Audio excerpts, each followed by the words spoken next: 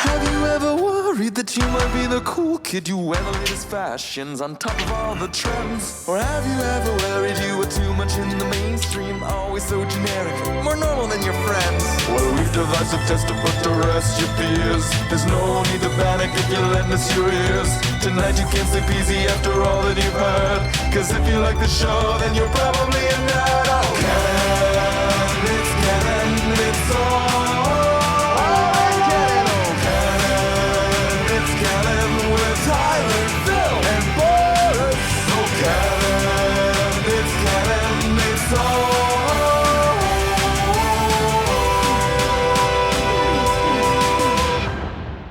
in Canon.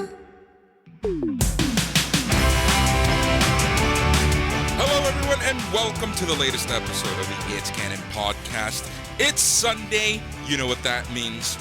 It's time for a new episode.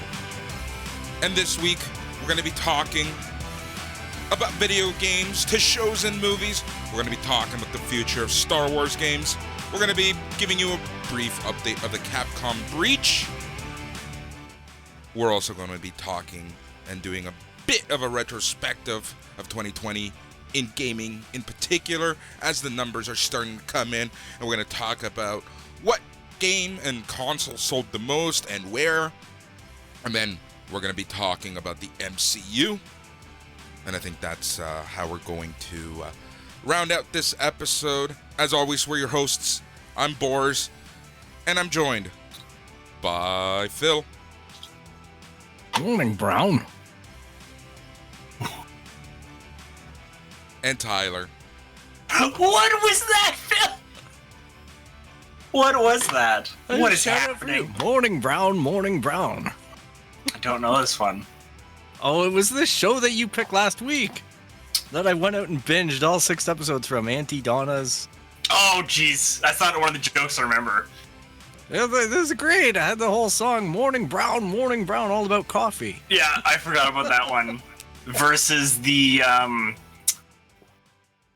Everything's a Drum.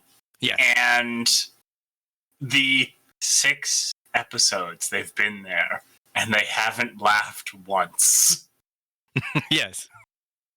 It was a good time, man. And even their little YouTube channel, I'm like watching the extras. Oh yeah, they're still releasing stuff. And it's like, wow, you guys are going. Yeah. So, I know what Phil's been up to this week. What else is going on, Phil? I'm annoying the crap out of everybody in my sphere with bloody Auntie Donna jokes. But it's worse than Borat for me. So, other than that, it's been a lot of geek news and video games. And yeah, I finished Jedi Fallen Order on Stadia last night. Yeah. Nice. Yeah, so that was a good time. We'll talk about it. Yeah, we'll talk about Stadia in a little bit, but I know you've kind of done a good comparison there. You've kind of been able to set the bar there. What else is going on? Watch anything interesting this week? Obviously, WandaVision.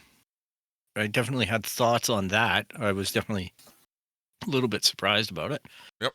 And, the regular stuff, Animal Crossing and all the little fun things. I'm closing in on that 1-year anniversary, so yep, looking forward to that. And yeah, it's actually been a little bit of a light week, but that's not bad. We all need to take our little respites. I haven't been digging into Jedi New Republic or High Republic too much yet, but I did buy the comic and I picked up the book, the audio book, the new one, and looking forward to Claudia Gray. That one's coming out in February, so I'm probably just going to try and do a binge on that. Yeah. And get behind what's happening in the Star Wars universe, which is pretty much my entire horizon as far as geekdom. Your Animal Crossing New Horizon? Well, yeah, I put the Empire flag up in Animal Crossing. All right. Tyler, what's going on? What's up? I've been catching up on a lot of weird movies again. A lot of them are 2020 ones that came out in that like ongoing weirdness on different platforms. So Pixie, which is about heists in Ireland.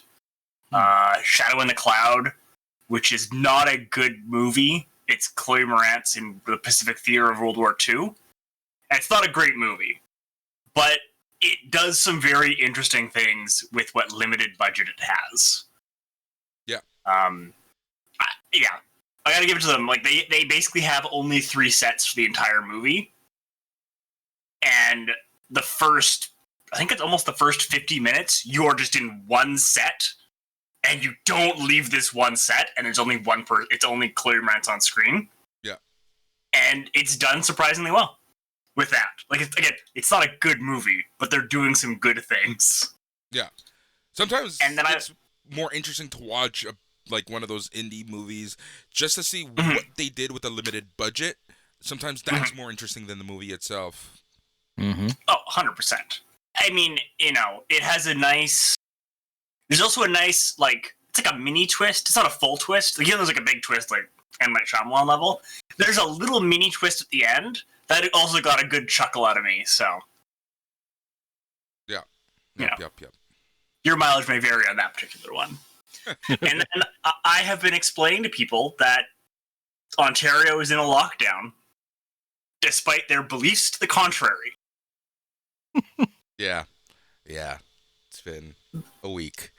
For those of you listening, if Tyler sounds like he's far, far away, or off, or different, or as if we're recording on 2005 Skype, it's because he changed his layout. Yeah, I got a new desk this week, and I did my entire office, and like from my end, this desk setup's amazing, but I have to tweak the mic and stuff a little bit. I thought it was better. Yep. But apparently it's not up to Boris's standards. I failed him yet again. He's got high standards, I'm telling you. It's true. I had to re-rig my mic this week just so I'm on it a little more. Yeah. Wow. All right. So this week, what have I been doing this week? Yeah. I watched one of the worst movies I've ever seen. It's called Miss Baja.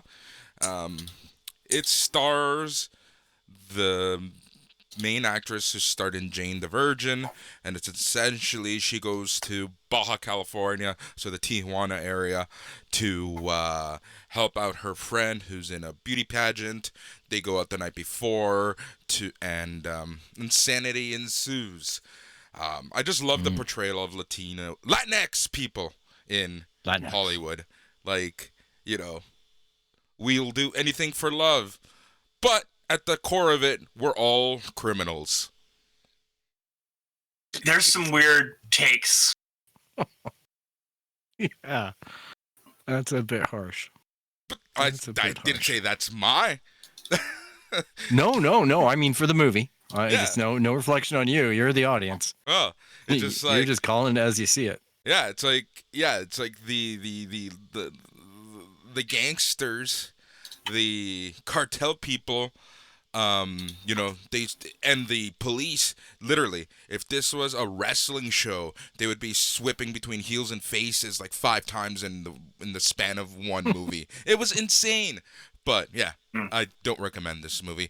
The other thing I've been watching is actually I have to remember this by the end of the year because I have a feeling that this is going to be my favorite show of 2021. I know.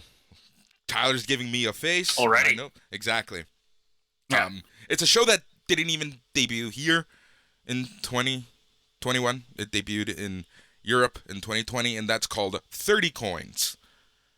It's from HBO Europe, Spain to be particular. Spain is just kicking ass when it comes to movies and TV shows. You have Money Heist, you have this show, you have The Barrier. They're just kicking ass right now. Oh. 30 Coins is so good. It's like, at the core of it, it's The Exorcist meets The Poltergeist meets sci-fi stuff. It's really fucking good. Yeah.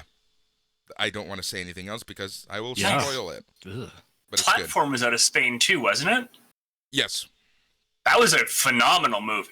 Yep. Like, genuinely should have gotten more awards than it did. Yeah. On that reminded me, I started watching Lupin this week, which is on Netflix. Yeah, I was it's wanting to amazing. watch that. Yeah, I've heard. If you're like me, and anyone else who went through most of the Canadian education system and has a smattering of French, it is worth suffering through. Not suffering. It's worth suffering through subtitles, because although the dubbing is very good, the proper French voice actors are a delight. Mm. Yeah.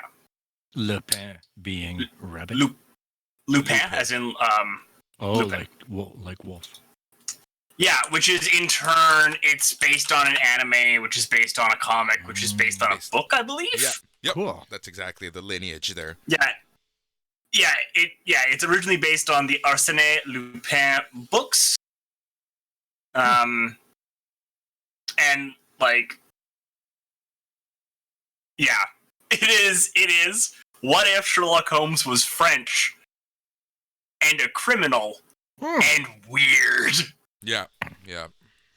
I've heard really good things about it. I want to watch it. I watch such boring stuff. Like, talking to you guys, I remember now I watched the newest episode of The Expanse. I watched Netflix Transformers, the continuation of that series. I still haven't been able to watch that. I still can't get into it. I'm having a tough time. The first one, I know Boris and I were really hopeful the first season, and we struggled. The second season is definitely struggling for me. Maybe it picks up. I don't know. But I'm in the first episode, and I'm like, I'd rather go do something else. I swear you've been on the first episode for like a week. I might have been, yeah. I don't know that I really put into it. Like, when I went back into Netflix, it was Auntie Donna's House of Fun or whatever it was. God, that's such a wonderfully weird show. So, everything's a drum. Speaking of Netflix, I was scrolling randomly on my Instagram feed, and I follow an actress who was in Kevin Smith's Tusk, Jeannie Rodriguez, and I randomly saw that she's in Toronto quarantining. I'm like, oh, I bet she's in either The Boys or Umbrella Academy. Well, turns out that she is in Umbrella Academy. She's going to be a part of the Sparrow crew, so we'll see. So that's kind of cool. It just means that, Gina Rodriguez, like the same person from frickin' Jane the Virgin that you didn't remember her name before? No. Oh, Someone else. Okay. There's another Gina Rodriguez?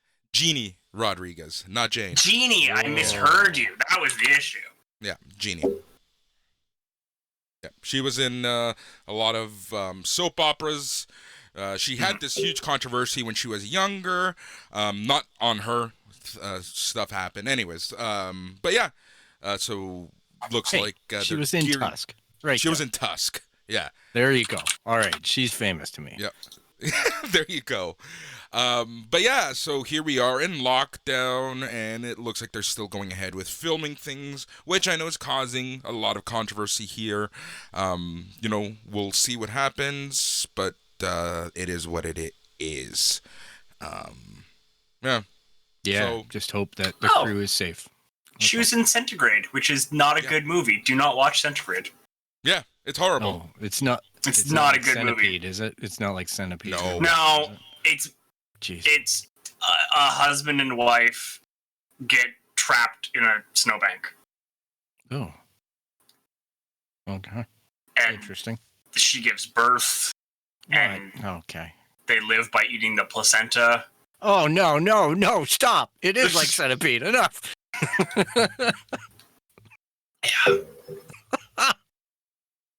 Yeah. Oh, please. Yeah. Oh, my goodness. Yeah, I'll put it this way. The box office was $30,000. Oh, my goodness. $30,000. Although it did come out in August 2020. Yeah, but $30,000. Yep. Yeah, sounds about right. I'm sorry. That's a tough paycheck for any actor that has to take that, because Tyler just did the maximum amount of damage in like 3 sentences that you could do. You need to avoid that movie. It would be like No. Just no. So, the thing is, and I do not blame her for taking this role at all. I think it's worth talking about. Like, it's not the actor's fault that's a bad movie. Yes. They're doing the best with what they have. You're doing the best, yeah. That you can. But I get it. so many of the... Well, I should rephrase that. She's doing a good job. The husband is not as good. All right. And it's a movie. It's a movie. It's a movie. Wow. All right, so there's a couple things I want to get out of the way before we get into the news. And that is 3 subjects that I know people are waiting for us to talk about, and we will talk about them in some shape, way, or form soon. But I want to kind of set the expectations. We had a little bit of a conference yesterday. Not really. It was more of a, hey guys, what do you think of this? And I think we were all on the same page. And that is WandaVision. We're going to be talking about WandaVision a little later. It will be spoiler-free as spoiler-free can be. But, you know, we're not going to do a weekly dive the same way we did Mandalorian. Because, not that the show isn't good. It's just that it's a slow burn. And I feel that we would be speculating, talking around in circles a little too much, even if we go into Easter eggs and all of this and that. So we will be talking about WandaVision a little bit on this show when we get into the MCU. It will be spoiler free, so if you haven't seen it, you can listen to it. But we will be doing a mid-season check-in and a season finale check-in. Yeah, we'll do the deeper analysis when there's more to analyze instead of guesswork. Yep. Yeah. Because it was an interesting. When I came off of it, I was just like, how are we going to do this? Yeah. Now I know there are channels out there that are doing deep dives on it, but they're really steeping into the comic book lore. Yep. And again, it's all speculation because we don't know what the actual execution is going to be in the show, what they're going to pick on and what they're going to leave behind. So it ends up being like a real shooting fish in a barrel type thing. Yep. Yeah, exactly. Anyways, we'll get into this a little later. But, so that's WandaVision. Tyler, I can hear your keyboarding. Yep. Because your volume is all the way up, but that's fine. No, I know. I'm done. It's all good. What else? So we had WandaVision, Cyberpunk. I've had a couple emails asking, when are you guys going to talk about Cyberpunk? Well, we will. But, like I mentioned last time, or the 3 of us were talking about last time, we're not going to turn this into a shit show, you know, talk down to CD Projekt Red and speculate and talk about new rumors and innuendo. We are going to talk about when we have something substantial to talk about. So I'm thinking that, you know, it is speculated that in a few weeks we're going to get the first DLC plus a major update. So I think that's a good time to kind of do a news roundup of everything that is CD Projekt Red, Cyberpunk 2077, lawsuits, releases. Should they or shouldn't they have talk? What do you think, Tyler? Yeah, I mean, we did see a round of air quote revelations from a couple of news places. It really seems to be that 2 places broke very, very similar stories, and then everyone else jumped on, is what it looks like. Like everyone else was re-reporting that, which it happens in modern reportage. And then the CD Projekt Red, the company, and then 2 team leads made statements. And again, it was very, you know,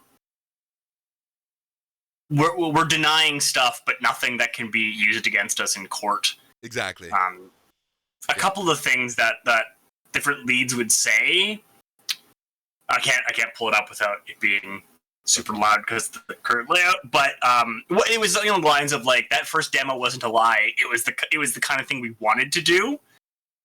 And it was very much like, well, you didn't say that was that, and exactly. I don't know.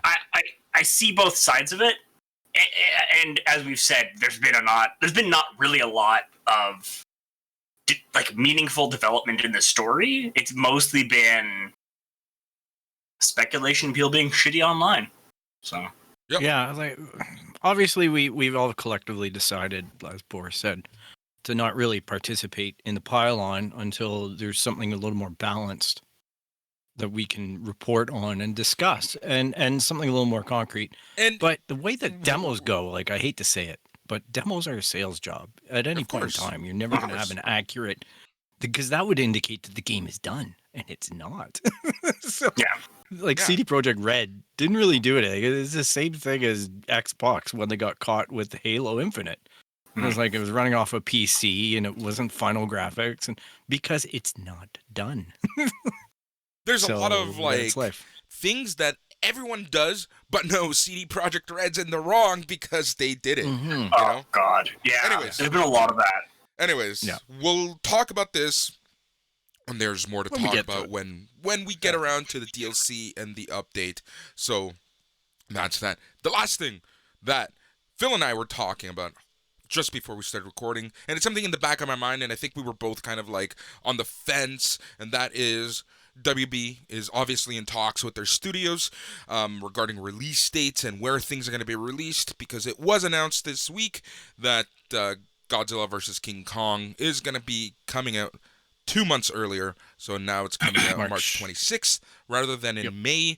So, you know, I think we're going to see a lot more development in the next couple weeks, so we're going to kind of wait for more news to come out before we talk about what this means in the world that is geek. Yeah, because let's face it, a lot of these movies are done. And now that Warner Brothers have notified their partners and production companies about their decision on how to release it, they can start manipulating the schedule to place movies in better spots. Yeah. Because there's not much that they have to do. So we're going to wait and see in the next week or two whether or not we get more announcements so that we can have a bigger discussion about how the whole year is framing together for release. Exactly. All right, talking about movies, talking about video games, let's merge the two. And while this doesn't necessarily have a good track record, Mario Brothers, video games to shows and TV shows and movies, we're going to be getting a lot more. So, what happened this week? Mortal Kombat set pictures has come out. I don't know if you guys saw these, but Entertainment Weekly has sent out some set shots from Mortal Kombat, including How some cheesy are more. we talking? Oh, like they're only pictures, so they're Like- at an 8 like on the cheese level. I was gonna say they're like a Swiss, not a full-on Gruyere. Wow. Oh, wow. But look, the Because I original remember Mortal Kombat, that first movie, man. Like, come on. it wasn't that bad. The first movie was actually It wasn't pretty that good. bad, but it was. Look, no, hold on. The was a first lot. movie It was a would have lot. gotten 2 thumbs up if it wasn't for Roger Ebert, and he said the only reason he didn't give it a thumb up is because he thought the movie was too dark. And then he conceded to say that the theater he watched it in was dark. Yeah. If it wasn't for that, it would have gotten 2 thumbs up. I love that movie. Like, in terms of video game movies. Yeah, what it it wasn't is. Double Dragon. It wasn't horrible. Yeah, it wasn't horrible. Legend I of don't Chun-Li is probably the worst one. Yeah, video games, yeah. Like, yeah. no, there's some bad ones. I mean, for the Mortal Kombat's alone, Oh, so yeah. that's a bad one. Yeah. Yeah, Well, then Street I've never Fighter. been a fan of Mortal Kombat or fighting games in general becoming full-blown movies, because I find that the genre for gaming, as much fun as it is, because I really do have a lot of fun on the fighting games, especially with a couple beers and friends. We always have a good time, but it's basically a sports competition for us. Mhm. And then to lend that into a movie is always a little bit of a stretch for me personally. That's all. It can be done. And Mortal Kombat attempted it, and they did better than most. But it still wasn't my cup of tea. Yeah. I mean, So I'm not For sure. too stoked about For this sure. new one. and the funniest part is for the fighting game ones, they almost invariably they don't just do the easy thing, which is just make it a fighting tournament. Make it be Yeah. what it is. They always I try know, to add right? like layers into it and expand on the characterization, but the issue is that they get the characterizations wrong from the game itself. Like, these characters Yeah. have a background. You know, they have a character already. Why are you changing it? Yeah. Or they alright. make Tick, it punch, into block. like a crime spy drama. Yes. Kick, kick, punch, It's- block. Kick, kick, Yeah. punch, block. Yeah. Backflip, backflip. All right. BA, But up, down, down, BA, Finishing move. all right, but Sony was talking this week at CES, which was held earlier this week, and they were talking about the hope to reach wider audiences with its PlayStation adaptations. So we have Naughty Dog with Last of Us and Uncharted. Last of Us turning into an HBO series, who just recently got a new showrunner, and the Last of an Uncharted movie coming out in July, starring Spider-Man himself, Tom Holland. And they say that this is just the beginning of properties going to other media. So we were just shitting on this, but do you think that if done properly, with the right people, with, like, you know, if you look at Last of Us, you know, they're obviously working very closely with the creators, with the directors of the games. Do you think that it could be executed well, and that this could be a success, as opposed to, you know, the 90s, when we had Street Fighter and Mortal Kombat and Mario Brothers and Double Dragon, etc.? Tomb Raider. I think that there's a strong chance that something like Last of Us will work because it's being adapted into a supposedly long-form HBO series, which means that we can actually get into the character backstory, and probably because it will be unrated or into that mature audience, you're going to be able to properly explore, number one, the horror elements, but number two, the character progression and evolving. I don't know, like the way they evolve. I just think that you're able to expose more in a series. I'm more worried about when they do things like Uncharted the movie, because that means stuff gets cut. And that means what I got a big kick out of may not make it into the movie, or they may change a major character theme in order to fit a 2-hour storyline. Mm-hmm. Well, here's the thing. those So, are yeah, the at the things. core of it, I agree with you if this was a standalone movie, one and done. But clearly, I think there is a plan to make more. There's a reason why they got Tom Holland to play a younger Nathan Drake, because I think there is a plan to keep him on board and kind of go through the motions. And this isn't going to be a one and done. So, yes, I agree with you. If this was a one-off movie, yeah, for sure. You're going to lose some of that, as the French say, I don't know what. You know, that it factor that made... Je ne sais quoi. Yeah, what made it popular, you know? So, yeah, but if this is just, you know, the first movie of even 3 or 4, then I'm a little more receptive and accepting of it. I'm sorry, but if you're going to put a couple $100 million into a movie and you premiere it and it doesn't do well, and let's say you've slated 4 or 5, the next one doesn't get made, and then it's a one and done. Not necessarily. Not necessarily. WB has something to say about that. That's fair. I think another thing to remember is the difference between the Last of Us television show is using like a more established universe, and I don't believe we're getting the same characters, are we? I think it's just somewhere else in the universe. We don't know. There's a lot of speculation there.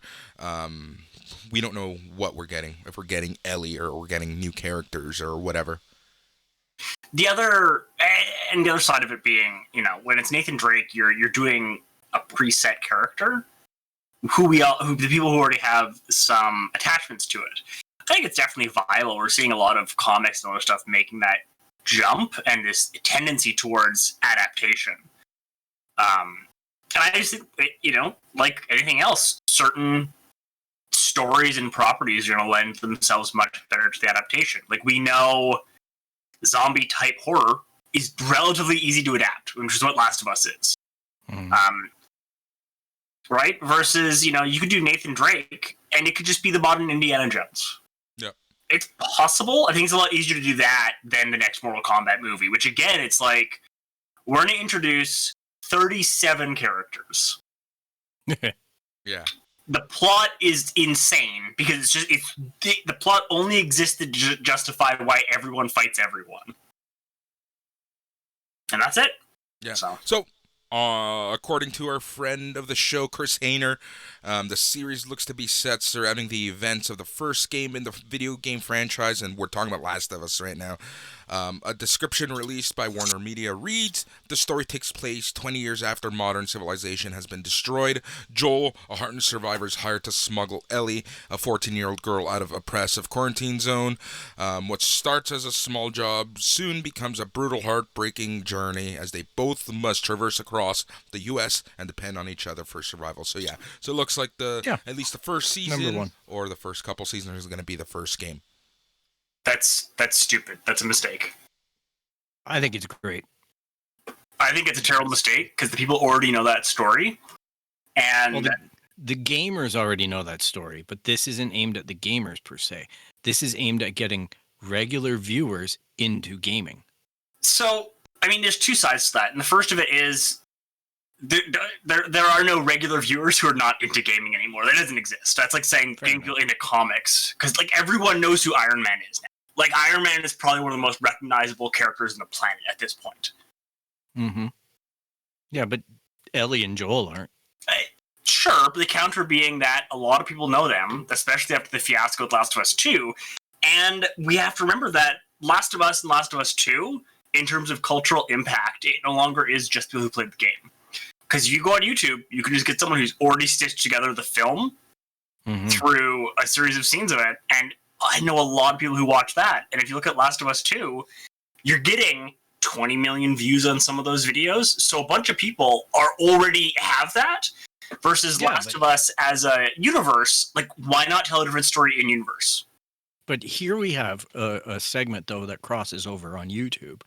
I could have Last of Us 2 video game. Yeah. Maybe I don't finish it because it scares the living crap out of me and I watch that thing, right? So now I'm in both demographics, right? Like now I'm a viewer and I'm a player. Sure. Right? And you're taking 20 million people, and then what is it in the States? 350 million people? And then Canada, and then Europe. I'm just saying we participate in a video game world. But by and large, I could see someone's parents or a couple or people who maybe don't have time to game would go, this is a great story. And maybe they go and I want to know more about that video game. I don't know that they're going to play it. That's optimistic. It's like the amount of people think that it's exposure. Who wanted and bought the Game of Thrones books because they wanted to read it, but it ended up just collecting dust on their bookshelf. Well, my counter to that is it's HBO. The total viewership of HBO is 54 million people. And at its height, Game of Thrones had 17.4 million. So you're already looking at a downgrade from a lot of video games. Like, you gotta remember that Cyberpunk, which, just using it as an example because I have the numbers on hand, still has 13 million sales, which is better than most of HBO's programming. So I don't know what the value is here of doing the exact same story versus why not do a story that intersects? I agree with you. Why not do one of the Firefly cells? I wouldn't hate it. Here's the thing. We don't know how long this is going to be. That could be season 1, and then they could expand the universe a little more. But I think there's obvious hooks, and there's obvious reasons why at the core of it, I think this is the direction that they want to go in. While I do understand why you want to kind of expand and take a look at different parts of the world, here's the thing. Let's be honest. We know gamers. If they were to put a Last of Us TV show and it not have Joel and Ellie, you damn know well that the gamers are going to be pissed off. And then you're going to lose a good chunk of your actual core audience right off the bat. They're going to be pissed off no matter what. Gamers are probably one of the worst audiences ever. Yeah. So, There you go. It's gamer There you go. and comic. They're going to be pissed Thank off you, regardless. gamers, for listening. So they're, yeah, I know, right? But we're gamers. But this is the thing. Yeah. You said it right there then, Tyler. Gamers are going to be pissed off no matter what. So how about we just do this show that introduces two core characters in this world, two super important characters, obviously, in this world, and see where the show takes us. Because Ellie, by nature of who her character is in that universe, becomes the center of any plot she's involved in. She has to. I'm just going to put it out there. I'm curious to watch it because I want to know how it compares to my emotional attachment to the first game.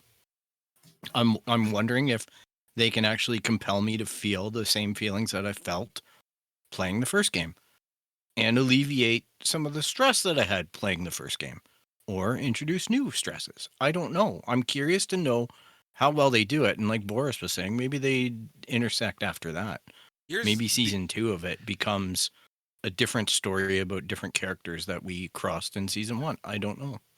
Maybe there's some ad libs in there. Maybe there's some creative writing where they deliberately plant some offshoots that they can cultivate. Yeah, because Walking Dead deviated fairly quickly from the comics. Yeah. And that's the other thing. You know, a lot of people, like, there's a lot going against this show now that I think about it more. A lot of people are going to call it a Walking Dead ripoff. Yeah. Because they explore the same human nature of a crisis rather than the crisis itself. If you look at it, yeah, comparing the video game to the TV show, because the TV show examined that versus the comics very quickly went into a philosophical stoicism place of it went very not the same. No. Mm-hmm. But I mean, that was arguably one of the weaknesses of the comic. Well, yeah, because it turned into what are these particular characters thinking in this situation rather than how humanity is working and what, how humanity is going to survive. I mean, once you get to midpoint Walking Dead, it has this whole thesis about shitty stoicism and you shouldn't own things. It's very primitivist, which is just But Tyler. Whoa, yeah. comics are not political. Okay. All right. He's done. He quit. I think Tyler brings up some really good points. I just want comics to be not political, like X-Men in the 80s. Idiot. God damn it. My goodness. So yeah. No, I think Tyler brings up some good points. It's probably introduced a little more doubt in my mind, but I'm still curious to see because I want to see as well. I want to see the writers and producers of the video game working on a movie and how that maybe affects their storytelling in a third Last of Us. Sure. I think there's insights to be gained, especially after watching Dave Filoni go from animated to live action, right? There's certain things in the medium that all of a sudden you may pay attention to that benefit your other art. Yeah. I'm curious.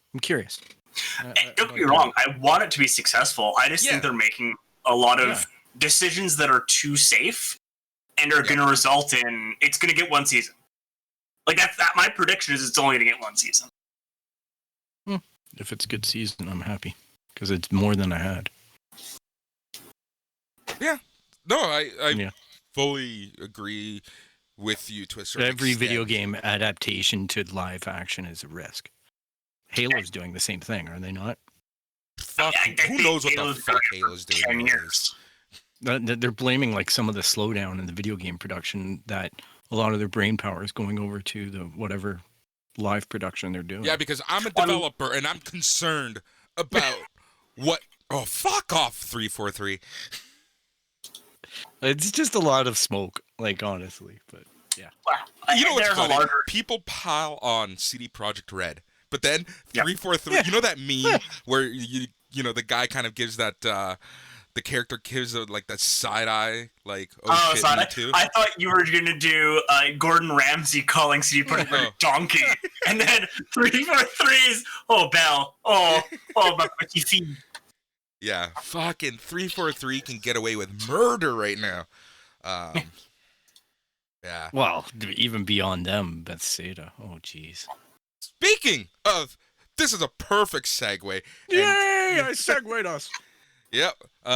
So it was announced this week that the video game company, a new video game company is being formed, or kind of like, you're going to see a new umbrella. And that is that Star Wars will now, all Star Wars video games are going to be under the Lucasfilm Video Games umbrella. And it was also announced around the same time that EA's exclusivity is done, and they are now branching out because we are going to be getting many new games. The director and dev team behind Division 2 apparently is working on a open world Star Wars game. We're getting a bunch of rumors about other possible video games in the Star Wars world. Phil, I'm going to go to you first. What do you think? Are you excited? Are you looking forward to this? From a fan's point of view, let's start with your take. Well, I can say that what they did reveal was that they're going to be using Massive Entertainment, which is a European developer who did a lot of work for Division 2. They created a game engine. I forget what it's called, Snowflake or something like that. And that's what they use to drive Division 2, and apparently that's what they're using to drive this new Star Wars open world game. They're still in the early stages because they're still posting jobs for the game. So that means it's a long ways out. But I really liked the Division in terms of the graphics and the world. I really thought that it was an awe-inspiring game. It was a launch game on the original PS4. The Division was scheduled to be a launch game, and it took about an extra year of development. And yeah, it went through an arc. It definitely had some gameplay dynamic issues, but I'm excited about this. I'm excited about, if you read the statement by EA and by Lucasfilm, it reads like corporate screw you-isms. It's so funny. It's like, we are very excited to continue working on with EA and Star Wars properties, but happy to be sleeping around with other people too. We have successfully opened the relationship. It was just really clever. Yeah, I have 2 points on that. The first one is to follow up on your bit with Division 2, because I was concerned about the Division 2 team doing a Star Wars, but I looked into, it's the Snowdrop engine. Snowdrop, yeah. Which is specifically designed on procedural destruction and detail and visual effects, like wetting in a specific way. And originally I was 100% concerned. Then I started thinking about it. I started reading up in the Snowdrop engine. And I'm like, could you imagine a game? I hope it's not an MMO. Because any sort of MMO, I'm gone. Even, like, whatever. Could you imagine, like, a bounty hunter game? Mm-hmm. That's what I'm saying. I'm telling you. I spent hundreds of hours in the Division and the Division 2 with my groups. And it is an incredibly detailed, fast action world, depending on how this game is done. Yeah. This is, and I know it's a looter shooter, I know it's all that, but you don't necessarily have to go there for this. Yeah, with exactly like the thing. You can still have a high action, highly engaged, high fidelity graphics. And then you start factoring in all the new stuff that's out there and capable in the new consoles with all the different lighting engines and all that kind of stuff. This gets really exciting really fast. Yeah, it's a much more open engine than some of them. The other point I wanted to address on was to draw the comparison to GW, which is Games Workshop, which owns Warhammer 40k, and a bunch of other IPs. Mm-hmm. And their reworking how they worked with licenses and licensees was honestly one of the most brilliant business decisions for managing an IP there probably ever have been. And I really think that, especially after the general concern about Star Wars over the last trilogy, that this seems the direction Disney's going, and it's probably the right one, because it allows you to flood the zone a little bit and have a bunch of Star Wars games come out, and not all of them are going to be great. But if you have enough coming out fast enough, because there's all the different licensees, people don't. It doesn't. The duds don't hit the company or the brand as much. And this is what GW did, and they have everything from a Total War game to like squad action games to like puzzle games, and it's all over the place. And honestly, I think it ended up more than tripling GW's profit stream. So it seems to be just a really good call and a much more modern take on how to manage an IP like that. And this is the way they used to do it, right? Like, this is the way LucasArts, they used to flood the market with weird stuff. They used to have a lot of games around the movies at launch and whatnot. Pod Racer, Bounty Hunter. There's a litany of just, like, tons of games out there. And we all go back in nostalgia, chomp them up right now, because we go, oh, man, the last 10 years has been, like, Battlefront 1, Battlefront 2. Video pinball game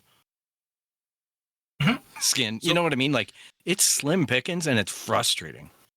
Yeah, for sure. Even if it's bad, you still get attached to it and you play it, right? Yep. And you go, oh, that was really cool, man. I liked using Jango Fett this way. Yep. So to reinforce, Imagine taking the Mandalorian and putting it into Division 2. Yeah. So to reinforce what Tyler was just saying, it looks like Lucasfilm Games might be looking to partner with even more studios outside of EA and Ubisoft.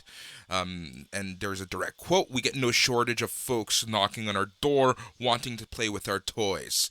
So this is obviously going to expand in more than just 2 studios. I have a question to further for you that guys. point. Do we open this up and allow indie studios to take a crack at a Star Wars games? Depends what you define as indie studio. My imagination is it'll be the way a lot. Like, again, I imagine they're looking what GW did, and they're taking notes. And GW said if you were an indie studio that could afford the licensing fee and had a good enough idea, you can run with it. I think that's what it's going to be. It's going to be done on a case by case basis.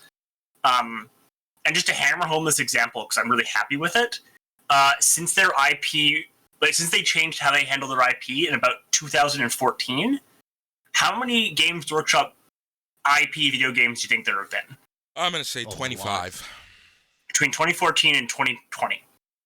Oh, 2014 and 2020. Probably about 30. 59. Jeez.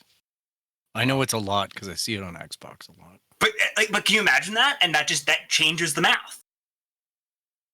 Because, they have, like, mobile games on there that just, they show up and they just, They obliterate. But do you think that there's a line where it's too many? Yeah. So I think that was the theory for a long time, was that there could be a line where there was too many. And I think as long as you ensure that there aren't too many directly competing, there is no such thing as too many. Yeah, there's an appetite, and they're priced well too, because they're on aggressive sales all the time. Yeah. And there's a new one that comes out, then the old one goes on sale, and then you play the old one, then you go, oh, I want to buy the new one now. Right. And at the same time all this got announced, Bethesda is doing a new Indiana Jones game for You Lucasfilm. literally just stole my next sentence. Yeah. So that's what I'm getting at, right? I'm looking at that, but I'm looking at it and I'm going, well, Ubisoft is one, Bethesda is the other. Like, is it going to be an Xbox exclusive? Who knows? Yeah. But when I look at that, those are 2 pretty big video game houses. Mm-hmm. So I'm thinking they're stoking the flames of all this with some established names, like with. Oh yeah, no, I think indie stuff isn't till down the road. Like, I think indie stuff is, and again, it has to be an indie company that has some money behind it, because you probably have. Honestly, there's probably like a couple million buy-in. Mm-hmm. Yeah, for sure. Right, and there's probably a sales guarantee you have to make. Yeah, and that's part of those contract agreements. If they have a decent enough name behind it. Yeah. So it's fun time. the exact studio from Bethesda working on the Indiana Jones game is Machine Games. They're behind Wolfenstein and Wolfenstein 2: The New Colossus. So, Yep. there you go. Tons going Solid on there. games, especially from that company. So that's good. Yeah. So it's super 10,000 bugs.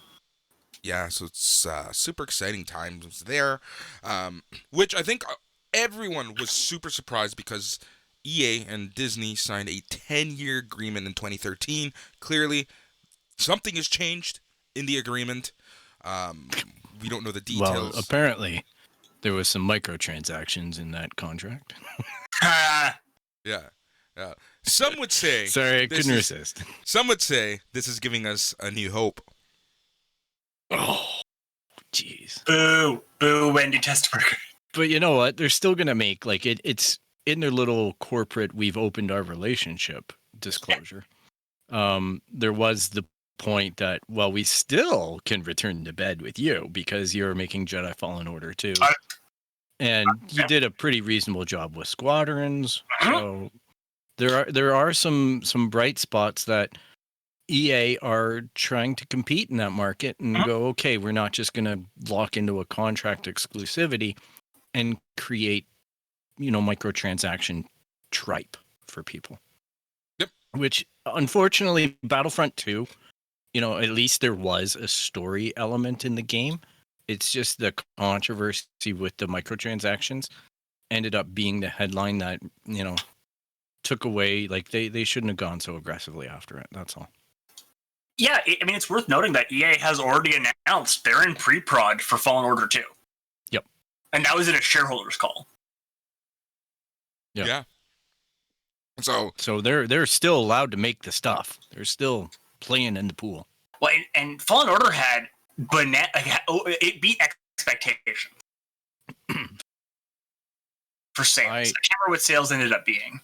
I've bought it 2 times already. Yeah. I hate to say it, but I've got it on PS4. I've got it on Xbox One through Game Pass. And I've got it on Stadia. Yeah. All right. This is a perfect time, Phil. You've been dicking around the kiddie pool with Stadia. Let's talk about your experiences. And we make jokes about Stadia, but for anyone who wants to listen, episode number 2 from 2019, which is still on this feed, Tyler and I talk about Stadia and its repercussions in the gaming world, and I said it's going to take a few years while internet, gets better, but it's going to be a sleeper hit because we all laughed when Sony announced a PlayStation and a video game console. We all for sure laughed when Microsoft announced a video game console. So now we're all laughing, and we're laughing at Google, but the fact that you couldn't even find the Stadia Founders Pack, you couldn't find Stadia controllers for Christmas, goes to show you that something right was happening in the world. Yes, they were giving away a lot of free hardware, but for them, they're the ones who fully understand that it's not about the hardware. They're not getting money out of hardware. It's all about subscriptions. So, Phil, you've been dicking around a little with Stadia a little more this week, and overall, let's get your thoughts. I played Jedi Fallen Order because number one, I haven't finished the game since probably we started this podcast, and Boris busted my balls about not finishing it. So I wanted to go back and revisit it, and I started it out on the PlayStation, and I went back over to Xbox and compared some experiences up to Kashyyyk. And there's a lot of stutter. There's a lot of issues in those environments on those consoles. And I'm playing on a PS4 Pro and an Xbox One S. So we're talking the more advanced hardware than the base consoles. And then Stadia, right? I was just like, okay, this is fresh in my mind. I sat down and I blazed through the game in 2 weeks. For me, that's fast. Mm-hmm. I took obviously a few nights off, but Dathomir is still a pain in the ass.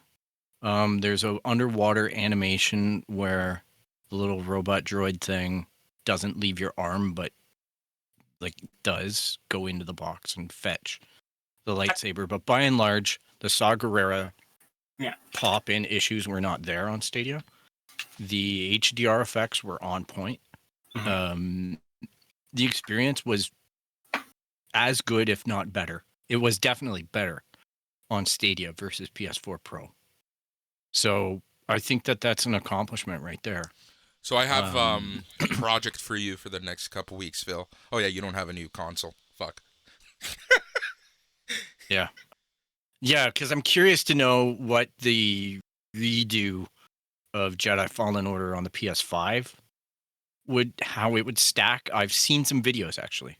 I have watched some side-by-side comparisons on YouTube between the PS4 and the PS5 version, and I would say that the Stadia version is very comparable to the PS5 updated version. Really Extremely comparable. Well, Maybe the lighting effects are a little bit better in PS5, but I'm telling you, it's like I was looking at it. Yeah, because of ray tracing. Tyler, do you have Fallen Order on PlayStation? No. No, but I was wondering what the general assignment was because I'm able to do it with a different game. Yeah, so what I wanted, now that he's played Stadia on Phil's recommendation. He's played Fallen Order on PlayStation 4. He's played it on Xbox. He's played it now on Stadia. I wanted to do the comparison with the next-gen console because the reason why I say that is because earlier this week it was announced that PS4 and Xbox Series X has released the update for Jedi Fallen Order. You can get it on PlayStation Store right now for $31.99, or you can just buy the EA Pass and you get it for free. Oh yeah, well, you get I might get the EA Pass a year, and then do it. Or you get the EA Pass for free and Game Pass. Yeah, I haven't actually used the Stadia yet because I own almost every game that's free on it. So I'm like, oh well, why would I try this? And it's not like you can search for anything. Well, that too, right? So I think Tuesday night I'm gonna sit down with the Phoenix demo because I've heard people love it. I've heard people hate it. No one seems lukewarm on it. Let me tell you who hates it. People who have a hard-on, and I have a hard-on, but people who really have a hard-on for Breath of the Wild. I have found a lot of people who were angry about it for other reasons. I've heard some people get angry at the dad jokes. Yeah, I've heard a lot of people who think that the humor is real bad and the writing is very subpar. No, it's the voice acting. If you can make dodgy a game shit with parts. Well, it's the accents. So yeah, the voice acting can be a little weird. But if you can make a compelling game full of dad jokes, you've won me over. Wasn't that Hades? Wasn't that like one of the biggest slotted games of 2020? Yeah, 100%. 100%. So, all right, so that's that. So Phoenix, I've got the full game on Stadia, so I think it's a solid game, Tyler. You're gonna have fun. Yeah, the issue right now is I want to play the Stadia on my TV instead of on my computer because I don't like. There's no value add to playing on my computer right now. If that makes sense. Okay. No, totally. Do you have a Chromecast? I don't. Don't. All right. Yeah, this is the issue. And I'm now looking up the Stadia Premier Edition has been marked down by $30, and I'm like, all right. They got you by the balls. It's got $100. Not as much as Phil, but they got you by the balls. Well, I'll consider it. We'll see if my EI comes through. Yeah. Yeah, I'm on lowered hours, so who knows? Yeah, fuck. But yeah, so yeah, we're gonna be keeping on this story, this developing story of Stadia. I'm telling you, Phil's gonna start the official Stadia podcast. Yeah. Oh, I mean, also Google. They already exist. Listening, and you just send me a free one. I'll play the hell out of it. Yep, I'm telling you, the community. Honestly, that's one of the things that is a benefit, especially on a product like this. That I've made jokes at Stadia's expense in the past. We all have. But its launch was extremely terrible. Like, all those the latency and all that stuff. But it's so dependent upon your own internet connection, your own routers, your own setup. Yeah. Right. So what might be an amazing experience for me might be a terrible experience for somebody else. So, and might be on a better service, but there's just something in the chain that doesn't like Stadia. Right. Yeah. That's a possibility. So you can't guarantee it. And that's a frustrating spot for Google to be in for this service and for customers. But the community that's out there is very supportive. They're very friendly. They're very welcoming. And they have amazing traction right now. Stadia has really started to take off. The subreddit has gotten over 100,000 subscribers. They just hit that this week. And there's a lot of podcasts. There's a lot of YouTube channels and streaming channels for Stadia. And yeah, it really is starting to signal a shift. And I think it's an inevitable shift. I'm still in the boat of I want to get some hardware, but I'm seriously pushing out my PS5 expectations right now because I am realizing I'm happy with Stadia and I'm happy not having to maintain something. Yeah. In order to, like, all I have to do is buy the games I'm probably already going to buy. You know, this week, Hitman 3 comes out on the 20th, I believe. And there's a feature that's only available on Stadia where I would be able to play the game. And I don't know this feature. I forget what they call it. But I'd be able to play the game, play a clip of it for one of you guys, and then you're able to jump in and play it as a non-Stadia person. Oh, interesting. Very interesting. Yeah. Like there's something going on there. I've got to see it to understand it. Now, the problem that I have is Hitman 3 is not my game. So yeah, I've never been. I'm not a stealth game. Games. Yeah. I mean, to a quick tangent, the Hitman reboot, like the new Hitman 1, 2, and then 3 coming out, are very different beasts than the earlier ones, and they're probably worth taking another try at. I have 1 and 2 on Stadia because they give them to me for free. Yeah, 2 especially. Like, there's some interesting things going on there, and it's worth fiddling with a little bit. I've heard a lot of fun expectation for 3. Like, people are looking forward to it. So maybe if the hype train chugs up, maybe I take a chance on it. I don't know. Nice. It's tough. I've got a lot on Stadia right now. So yeah, my concern with Stadia remains Google has a tendency to just end projects. Oh, but they've announced this week at CES that they are going to be incorporating Stadia into LG TVs. So this is going forward as of this year, later on this year specifically. Stadia will be baked into the OS for LG TVs. Interesting. So I think this signifies that Google are committed to probably this project until at least 2025. And that means that it gives me a lot of peace for my investment right now. I also am fairly convinced that Google aren't going anywhere, and they will have to listen to me complain if they do deep six it. Oh, yeah. My thing is just, it's going to take me a while to convince you to start buying my games there first. Yep. Once you get over the hump, once you get past 1, sure, it's easy. Sure. So it's like lazy. Because you don't actually own your games. You don't actually own your games anyway. Well, I do if there's a literal disc. You do, but how many people are doing that now? It's all preloads and digital buys, and like it's the same thing except there's less hassle. Like I don't have to preload it; it's just ready. Again, I just yeah. Look, if Google is supporting it, I'm the first to be like, all right, I was wrong. But all right. So this. Anything else to add before we move on? All right. So. You know, this episode is focused a lot on video games. That's seems to be the theme because video games are taking over. If you listen to people like Joseph Gordon, Levitt. He will tell you that video games are the future of storytelling, and we've been talking about it for years, Tyler.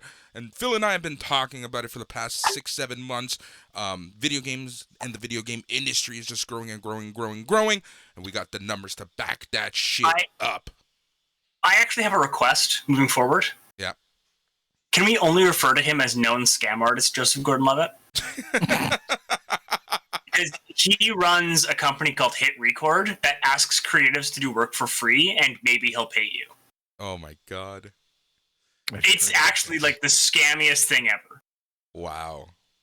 Yeah, and they sold music to CD Projekt Red, and people who got paid. But can you imagine? Like, it's just everyone do the work, and we're gonna pick the best ones. And it's such a scam for creatives. Wow. Well, that segue bit me in the ass. Anyways, Known scam artist Joseph Gordon-Levitt. Continue.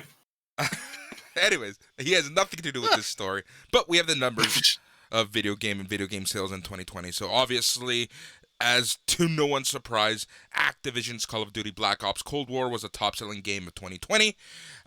Total spending on video game, Total spending on video games in the U.S. includes games, consoles, accessories.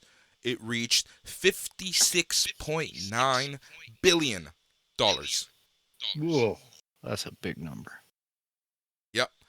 It's up 27% compared to 2019 and representing a new all-time high for spending in a year. December 2020 alone posted $7.7 billion in sales, which is up 25% compared to December 2019. We also have to consider that with the 5 PS5s that were sold, that accounted for about $5 billion. Yeah. Wow. It's worth noting that even without those PS5 sales, this trumps the global box office revenue for 2019. Yeah. In terms of which was hardware, $40 billion. Yeah.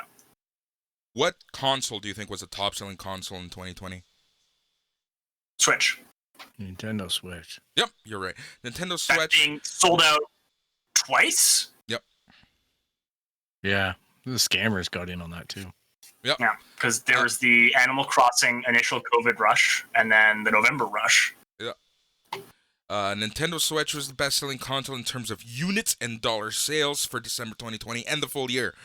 The Switch's annual dollar sales in 2020 were the second highest for any platform in U.S. history, only trailing 2008 when sales of Wii were higher. Guess Good for them. Great for them.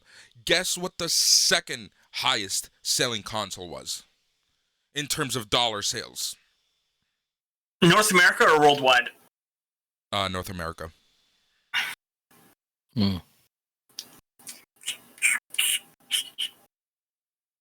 It's going to be something weird. It's going to be like the PS4 or some shit. Dollar sales.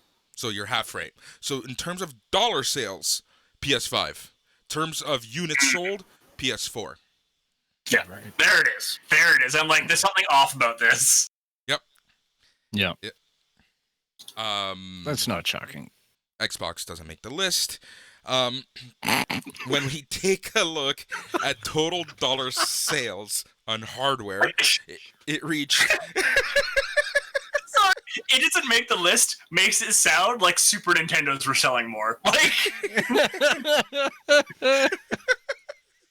How the hell do you launch a console and not make the list? God. Total- And you still can't get them. Like, what is their production chain? I don't know. Ugh. Total dollar sales... It's funny because Boris told me one night, he goes, Staples has the Xbox One X in stock. You could go buy it.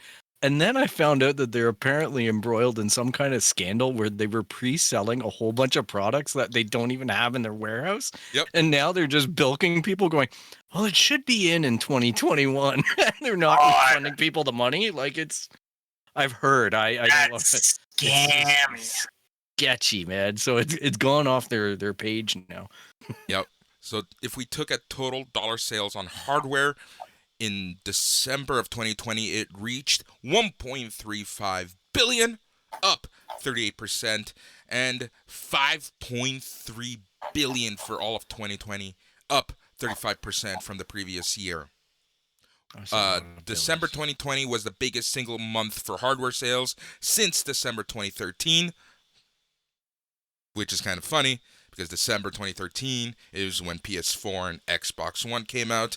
The full year, 5.3 billion, was the biggest number since 2011. Alright. Yeah. So 2021 is going to do well too, because eventually all those consoles have to go to like actual people. So Yep. some people might actually buy an Xbox. Who knows? yeah, I don't know. I'd take a chance on a little mini beer fridge. In terms of game sales, Black Ops Cold War was the biggest seller for December 2020, and the full year Call of Duty Modern Warfare, which released in 2019, was 2020's second biggest game in terms of sales. Animal Crossing New Horizons came in third. Fuck that game. But more importantly, digital sales were... Here's the thing, though. With Animal Crossing, digital sales were not tracked. Yeah. Oh my gosh. Nintendo does not... I believe Nintendo does not announce what digital sales are. Yep, they don't. Whoa. Even to shareholders, I think they don't give line by line. They don't. Man, oh man. Nintendo is notoriously fuck you. Yep, they're very Netflix about it. I've got a physical copy of it, but I can tell you almost everybody I know bought a digital copy of it. Well, because for a while there was impossible to get, and you didn't want to leave the house. But you gotta wonder what Nintendo's digital sales are for the DLC for Pokemon at this point, because as we were talking about best-selling games of all time earlier, and Pokemon is 6 of the top 50. Yeah. Cyberpunk 2077, which released on December 10th, was the second best-selling game for December in the US and the 19th biggest game of 2020 overall. This is really good considering that digital sales for the game were not fully tracked. Yeah, because I think GOG has soft data. Yep. Steam regularly has soft data. Hey, Stadia, come on. Yeah, Naughty Dog's The Last of Us 2, Part 2, was a top-selling PlayStation exclusive in the US and the 6th best-selling game overall during the year. The game is the third biggest-selling Sony game ever in terms of dollar sales, behind Spider-Man and God of War. Talking about accessories, this is just fucking accessories. In December 2020, accessories sold $546 million. That's up 15%, and $2.6 billion for the full year. Yeah. People be wearing out controllers, yo. What do you think? So this is a funny little stat. What do you think was the top-selling accessory in December 2020 based PS5 on controller. Units? Sorry? PS5 controller. Yep, you're right. People who have... So I've heard that people with smaller hands, people with physically smaller hands, don't love it as much.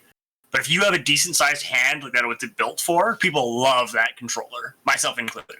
Yeah.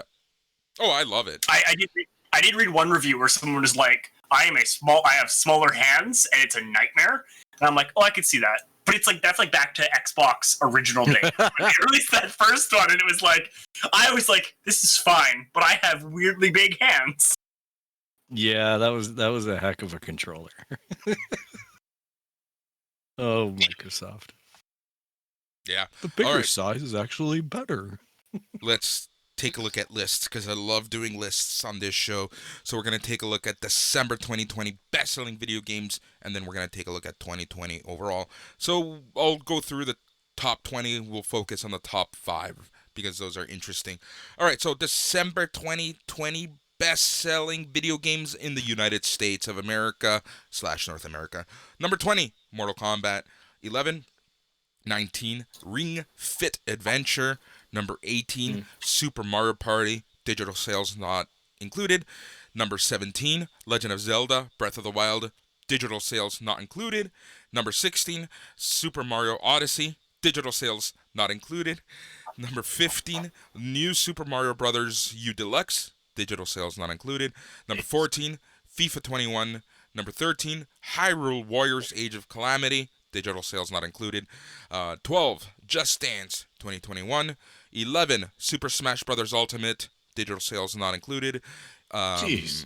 10, Super Mario 3D All-Stars, digital sales not included. Number 9, Immortals Phoenix Rising. Number 8, NBA 2K21, digital sales not included. 7, Mario Kart 8 Deluxe, digital sales not included. Number 6, Animal Crossing New Horizons, digital sales not included. And then we're going to here's the top 5. Here's the thing. Fucking Nintendo killed it. Nintendo are killing it here. Nintendo's having a very good couple of years. Yeah. Jeez. Like- Sign me up for stock in that. Yeah. Holy Oh. cow. Well, yeah, I mean, Nintendo's always been a weird company, though. Yeah, cardboard accessories. Come on. Yeah. All right. Top 5 December 2020 best-selling video games in North America. Number 5, Madden NFL 21. Number 4, Spider-Man Miles Morales. Number 3, Assassin's Creed Valhalla. Number 2, Cyberpunk 2077, digital sales not included. And number 1, Call of Duty Black Ops Cold War. I'm so disappointed that People these perennial keep games buying. keep happening. Like, They come keep on. buying Call of Duty games thinking that it's going to recreate the magic of Modern Warfare 2. It's not. All Know what? Like, even for me, I dabble in those games just because of the hype engine. I haven't dabbled this year, but last year, and that thing was a hog on my hard drive for my PS4. Oh, those things are gross. I don't fully understand why they eat so much data. Yeah, and I was just playing the single player game. I'm not going to go and get into a battleground or anything like that. God. Yeah. Playing the single player game, and it won't let me play it. It's downloading this 200 gig patch. Like, what the heck? So is here's the going beauty on? about Black Ops Cold War, at least on PS5. You can pick and choose what you download. So you can download just co-op, just a single game. So you have they finally allow you to pick and choose, and everything is not included right out of the bat. Good. That's All right, something at That's least. improvement. 2020's best-selling video games in North America. 20, Tony Hawk's Pro Skater 1 and 2. 19, Sure. Cyberpunk 2077. Digital sales not included. 18, MLB The Show. 17, Dragon Ball Z Kakarot. 16, Mortal Kombat 11. 15, FIFA 21. 14, Super Smash Bros. Ultimate, digital sales not included. 13, NBA 2K1, not included are digital sales. 12, Spider-Man Miles Morales. 11, Marvel's Avengers. 10, Final Fantasy VII Remake. 9, Super Mario 3D All-Stars, digital sales not included. 8, Mario Kart 8 Deluxe, digital sales nope. 7, Ghost of Tsushima. 6, Last of Us Part 2. And then we're going to talk about the top 5. Number 5, Assassin's Creed Valhalla. Number 4, Madden NFL 21. Number 3, Animal Crossing New Horizons. Again, digital sales not included. Number 2, Call of Duty Modern Warfare. And number 1, Call of Duty Black Ops Cold War. Ugh. Sure. I'm surprised Watch Dogs 3 isn't on that list. Yeah. Like, at least on a top 20, you know what I mean? Yeah, it came out at a weird time. And the marketing behind that fell off so hard. Yeah. I'm impressed with Valhalla. Like, that's a good sign. Because that company needs those types of numbers. Because they do live seemingly quarter to quarter. Yeah.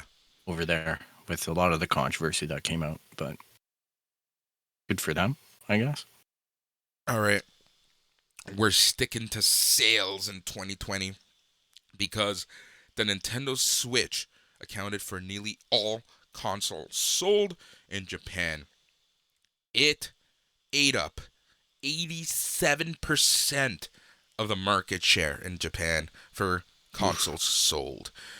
So if we take a look at the specific numbers, 6.85 million consoles were sold in Japan.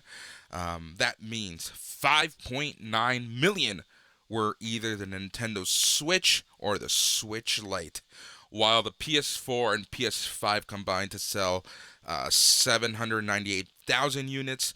This leaves very little room for other consoles, which again, they didn't even track Xbox. Yeah. So yeah. It does not do well in that market. No, it does not. Yeah. So Switch has sold more than 68 million systems worldwide. And just And think, they're talking about like a new one this year that does 4K. Yeah. Yeah. So Nintendo are just sitting on a Pile of money. They're just sitting there going, "Yep." That's what they do. know So Steam That's what people will buy. also had a huge year in 2020. Steam reached 120 million monthly active players and 62.6 million daily active players. Yeah. Yeah, bananas numbers. Even I joined Steam this year. You just joined Steam? Jeez. Yeah, I just joined Steam. I don't play in the PC world Fair. very often. So, yeah, peak concurrent players, 24.8 million. That's insane. Like, what type of servers do you have where you can have 24.8 million people connecting all at once? All of them. Yeah. Yeah. But Are they just like logging in that you're No, on the these are service? active players. So a certain amount of time, blah blah blah. There's a lot of metrics, and like this is, yeah. Yeah, but if I go in and play Dark Forces, all right, which is a game I bought on it for my $6. Sure. All right, it's taking place in a DOS shell on my Windows 10 desktop. Yep. But the Steam service has me connected to Steam, so I can see my friends or whatever's going on if I had them on there. But I'm just saying, like, is that the connection that they're talking about? Some of them, yeah. That counts. Yeah, that counts. Yeah. Yeah, which is a lot. It's you're right. It's 20, it's millions and millions of people all plugging in. But yeah, it's not like they're in a battleground. Like, yeah, but still, 24.8 million people, regardless of what you're doing. Yeah. That's impressive. Mm-hmm. Yep, it is. It is. That's an So, accomplishment. 21.4% more games were purchased compared to 2019. We're still talking Steam. And if you take a look at playtime, this is how you know that we were in the middle of a pandemic. Number of playtime hours compared to 2019 rose 50.7%. Woof. The gaming. Yep. Some people with some worn out keyboards. All right. Yeah. So based on the last 7 years of data, they even have how many bytes of data was delivered over their network. God, yeah. Well, because they move so much through their network. Yep. So last year, 2019, we were looking at just over 15 exabytes. Yeah. That's a lot of bytes. God damn it, Phil.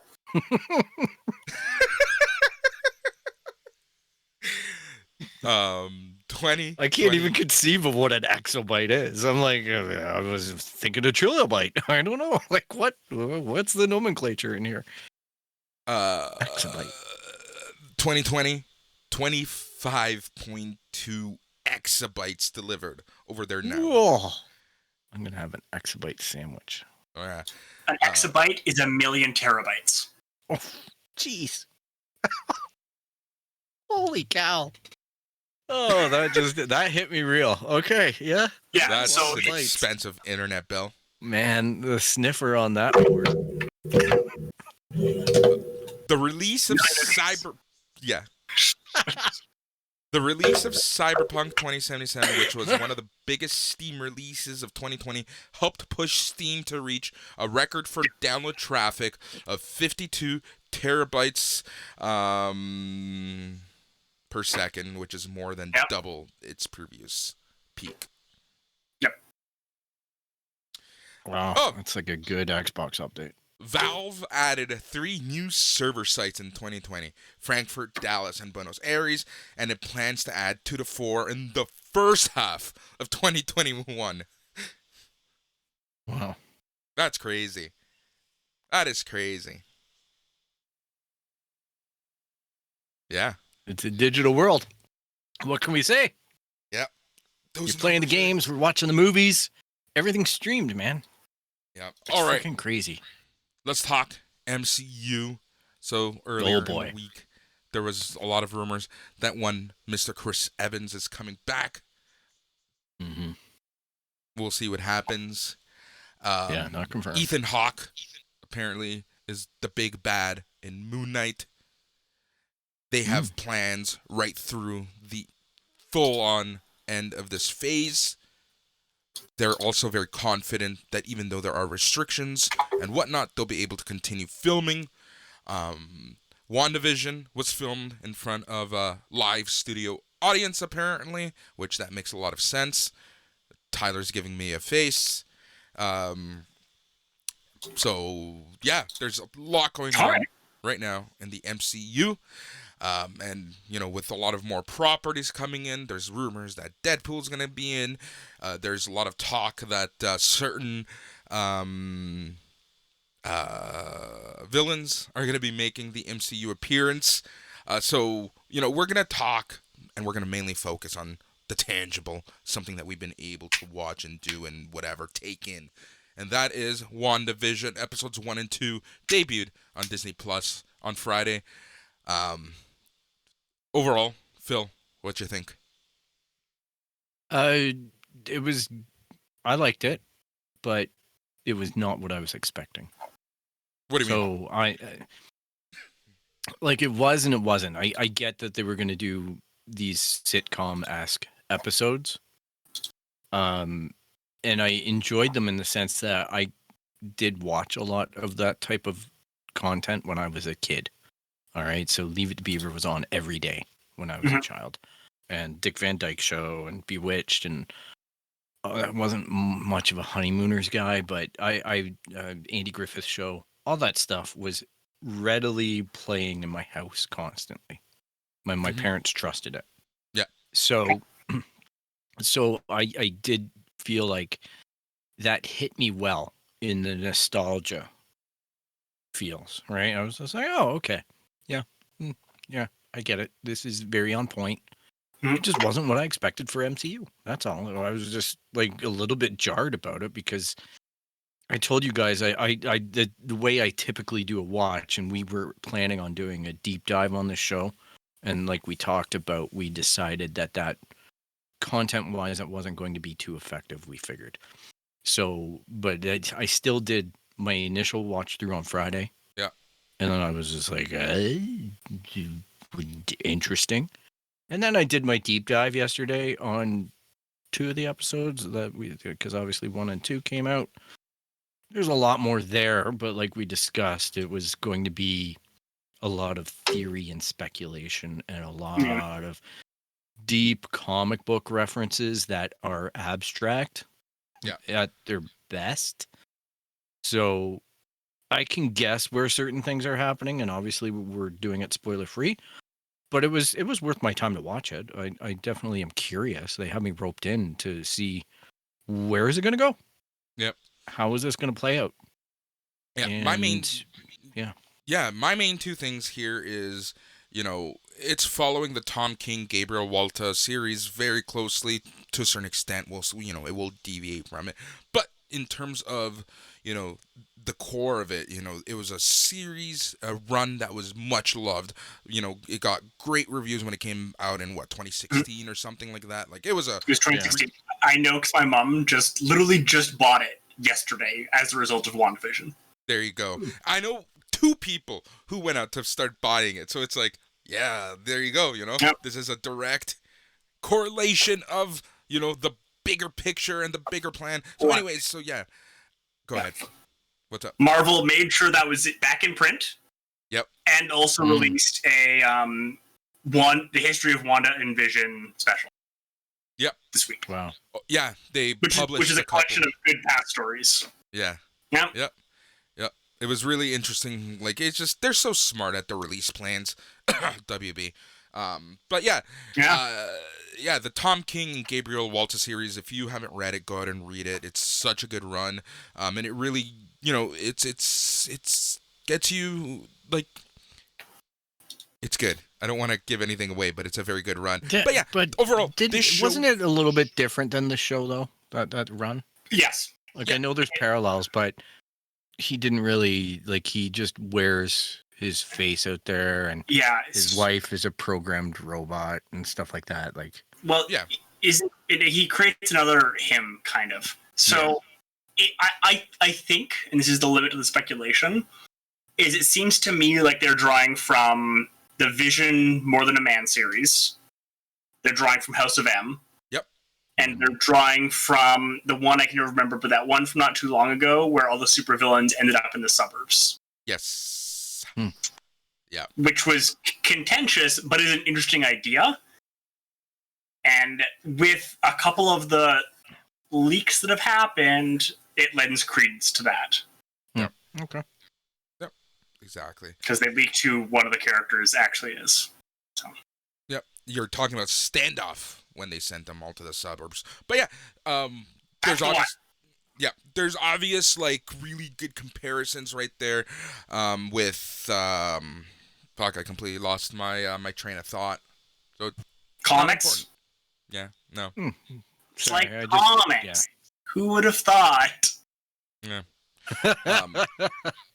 One thing that did get me though was the runtime of this episodes. I felt like the 10-minute credit was a little much at the end of both episodes. That was weird. We actually sat down and watched both of them. Like, we weren't like avidly watching, but we went through both of them like on our phones to be like, is they gonna Marvel this where it's just gonna be like scenes? But I'm guessing this is some weird union rule because what it is, it's all the different localization teams. Yep, is what makes that so long. So.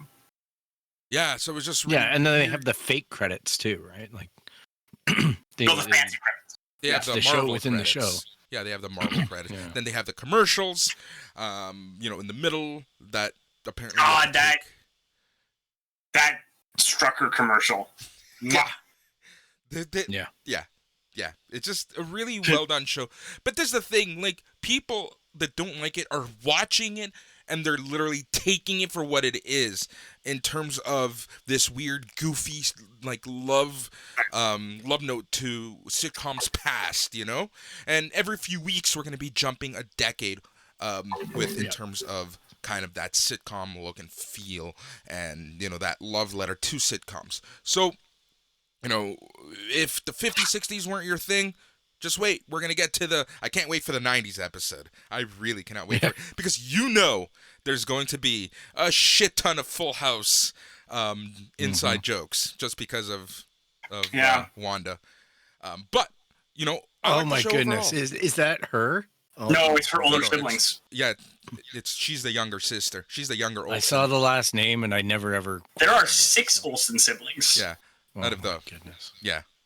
Yep. I think she's the second youngest, actually. I think there's a boy who's younger than her, I think. Maybe. Oh, boy. Yep. Yeah. So I think that episode's going to be full of inside jokes. And really, like, I feel like... Yeah, so people are watching it, they're not liking it, but they're not realizing that there's just so much happening. Like, this show is not meant for you. And this is brilliant on Disney's part as well. It's not meant for you to watch it just once. So let's pad our streaming numbers and make those motherfucker viewers watch an episode 4 or 5 times before they can see all the Easter eggs. There is so much in those episodes, though. From helmets of certain villains to mentioning of the devil and, other Easter eggs. There are characters from... thus far, we have characters from 3 other movies already that the leak revealed, like, oh, this is actually this character. And people are like, wait! So, that lends credence to it being part of Standoff, or a take on Standoff. Yep, exactly. But there's also some protagonists in that little town of theirs. Well, I mean, yeah, we don't want to go too much into it, but I have an essay on this ready in my head. Oh boy. Like, I think I am the only one here who is like, no, we could do an hour for each episode. We could. Well, We could. I would be game for it, but I just don't know how much I could personally contribute. Because I don't think it'll be very good. Like, That's the issue. I think that. I can talk about this show for, what were they? 25 minutes each, 50 minutes, an actual 25, 36. 40 minutes of TV. We can probably get an hour, but there's just a lot of speculation. It's like, oh, did you see this at so and so minute? Yeah. It's all screen rant, wisecrack right now. It's not what we do. Yep, it'll come together and we'll cover it then. Yep. And When there's something to put the everything. fork I already into. have guests lined up. And Yep. yeah, it's gonna be a fun little chat. But yeah, so Tyler, overall, like, what did you think? I love it. Yeah. It's definitely top 10 things in the MCU for me already. Possibly top 5. But it's also very like a Tyler show.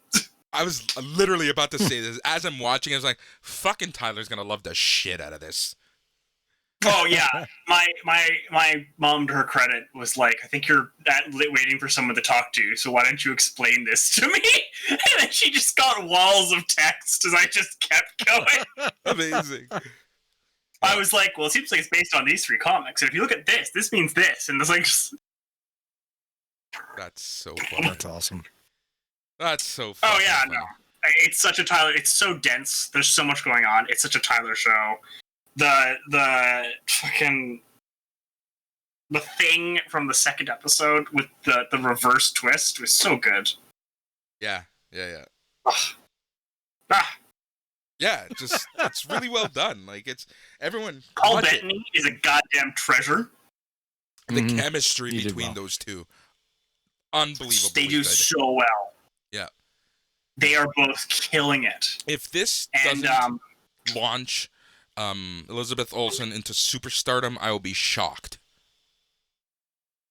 And if this show doesn't just win all the Emmys, I will be shocked. There's still room for them to fuck it up. But Oh, yeah, who tons. plays Catherine Hahn? Catherine Hahn also national treasure. Yeah. Yep. She's in so much, Yeah. Yeah. Just so good. Oh wow! Nope. Oop. Oh no! I stumbled across a whole bunch of spoilers for casting information. Ooh. Don't. No spoilers. But yeah. Any final Yeah, words? I actually found a file that's like, here's the full cast, and I'm like, Amazing. Anything Yeah. else to say, guys, before we call it a show? No. I think we got it. It's gonna All be right. good. It's gonna be good. Put it Phil, in the bin. do your thing. You got it. If you're looking to get in contact with us or find out more, you can go to our website at www.itscanonpodcast.com.